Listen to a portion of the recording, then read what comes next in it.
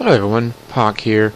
Now, I was kind of debating even doing a video on this, because honestly, I don't know if I have anything new or interesting to say on any of this, because it's not like I haven't covered this before a few times. But at this point in time, I just feel like I have to say something more, because honestly, it's ridiculous. It is ridiculous. On October 26th, the story came out that Felicia Garcia jumps in from a train because of bullying. Okay? Before that we had Amanda Todd, who I didn't even talk about. I think it's just because, honestly, I've made the videos saying, this is what happens when bullying goes too far. I pointed out on my Facebook page, this is what happens when bullying goes too far. The problem that parents don't seem to understand, the problem that schools seem to understand, that society at whole does not seem to understand, is that we're dealing with a very unique set of circumstances. We're dealing with a culture that has instant access to one another. Think about the real idea of that. Instant access to anyone worldwide, anytime, day or night, and anything you say stays up forever. It literally is forever, unless a website is completely taken down, and even then it lives on in archival websites.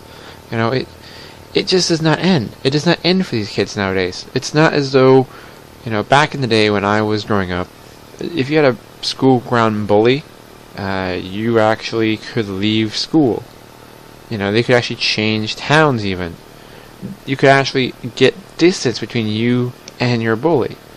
Here, there's just no way. You're using the only form of communication that is so pervasive that you have access to it in the palm of your hand, at home, at school, at a library, everywhere. You have access to the internet literally everywhere, and you can't avoid it.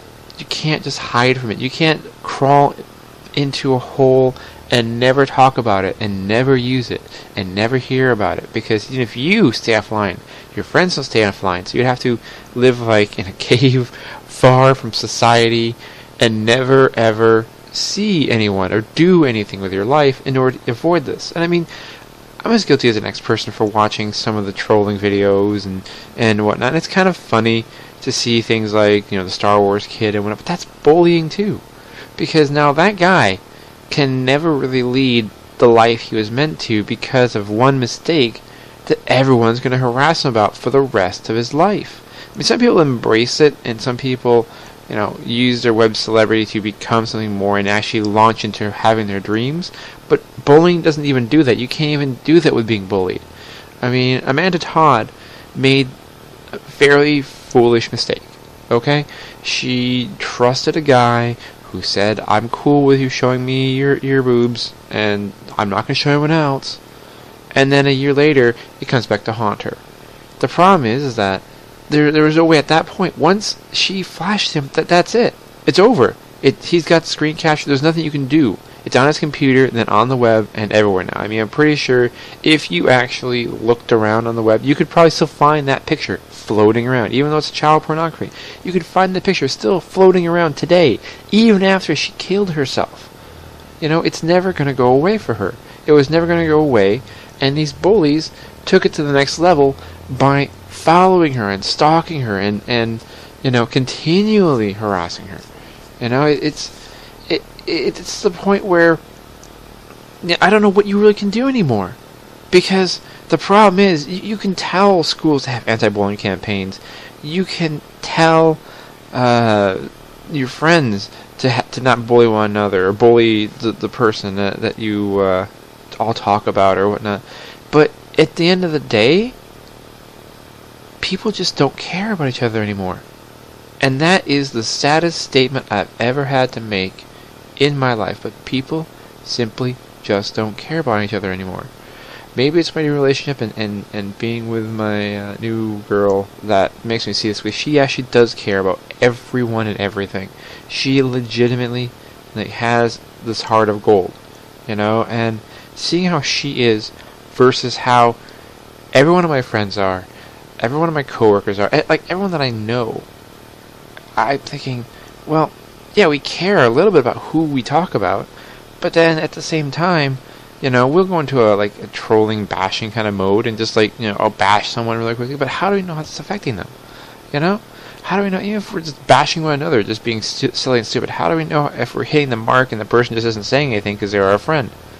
It's just, I mean, we could all have fun and joke with one another, and I know I joke with her a lot, but at the same time, I know that I always feel a little bit bad, even if it's just a joke, even if it's just stupidity, because nowadays, life is not the way it used to be, It used to be, yes, there was, people would make fun of one another a little bit, but they'd get over it, or even bullying. Bullying would happen just a little bit, but now it's continuous, and this dogpile mentality people have that, one person says something snarky, then everyone else has to say something snarkier, and it just kind of snowballs into this abuse that just does not go away for this person, and it just tears them down. And people will say it's cowardly to take their life. In fact, there's one of the people I have on Facebook, on my real Facebook, actually said, oh, it's cowardly to commit suicide. It's like, well, first of all, if anyone who has never been depressed, which I have been, if you've never been depressed, you don't understand what it's like. You don't understand the absolute hopelessness that eventually takes over, and how you just feel like there's just no point. There's just no point whatsoever to anything, because no matter what you do, you can't build anything because it keeps getting torn down. Now, you have to understand, this is a matter of perspective. It's a matter of perspective. When you are, 8 years old, half of your life is 4 years. Okay? Think about the concept of that. Half of your life is 4 years. So for the past 4 years you've been bullied, then half of your life you've been bullied. So if this is kind of setting you up for anything, it's setting up for failure. Because now you're thinking, well, half of my life I've been spent trying to deal with this. I really can't. And these are young girls. These are young girls who are impressionable, who are trying to, work out their problems. I mean, she was 15. Felicia was 15 when she died. So say she was bullied for 5 years, a third of her life. Say she was bullied for a third of her life. How does that conceptually put it into perspective? Because if you were bullied for 5 years and you're 35, it's nowhere near the same. It's nowhere near the same. Not to mention the fact that we are a society of drug it and forget it. We have kids that are out of control and kids that are ADHD. I hate that term. People who are ADHD that are given drugs that are meant to make them, happy and calm and, sedate. And really it's just for making a culture where kids are addicted to prescription drugs, basically. That's what we're doing. And it's easy to fix it with a pill, or with a word, or with a flashy commercial, or with a flashy campaign. Then, sitting down with a person saying, what is really going on in your life and what is really wrong? We feel like we do good. Even these videos that I'm doing, this is why I didn't really feel like even bothering with a video. Not because I don't think it'll have any effect. I know it will have some small effect, some ripple effect, that someone will see this video and someone might not take that step. And, I hope that that's what they get from this. But at the same time, I really don't know what this video would even do. There's so many of them. There's so many people saying, look, it gets better. It gets better. It does. You move on with your life. You will always have this in your life, but at least you will learn to cope with it and deal with it in a different way that can let you move past it. But the problem is that in some ways you can never move past it. In some ways you will never have the life you're meant to have. So really, for the people who are out there bullying other people, I know you're probably going to watch this video.